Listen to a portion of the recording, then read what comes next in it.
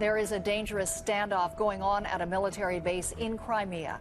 Pro-Russian forces have it surrounded, and they're demanding the surrender of hundreds of Ukrainian troops inside.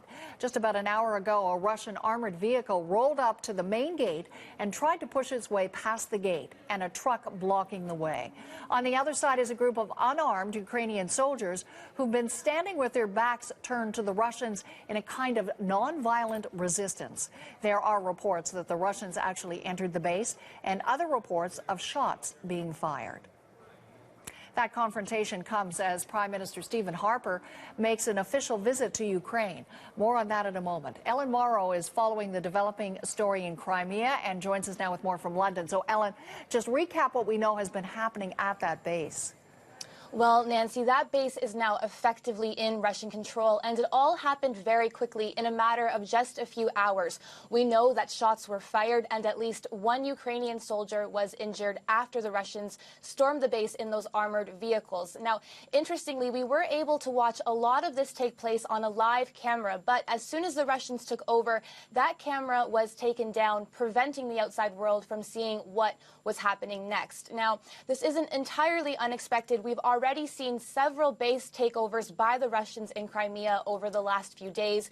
The Ukrainian soldiers, though, made more of a stand at Belbek, trying to push back against Russia's growing control. As fears continue, it will try to invade parts of eastern Ukraine.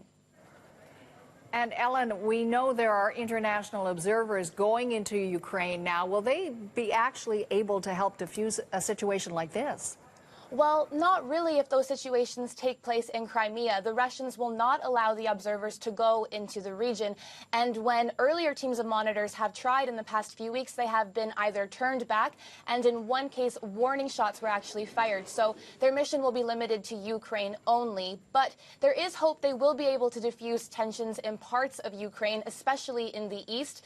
Those areas have seen a lot of violence over the past weeks, with pro-Russian and pro-Ukrainian supporters fighting each other in the streets. The observer's job will be to keep an eye on the human rights situation on the ground in those areas and across Ukraine.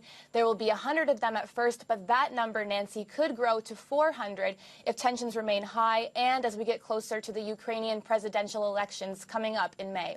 We'll definitely watch the situation closely. Ellen, thanks for the update. Ellen Morrow in London.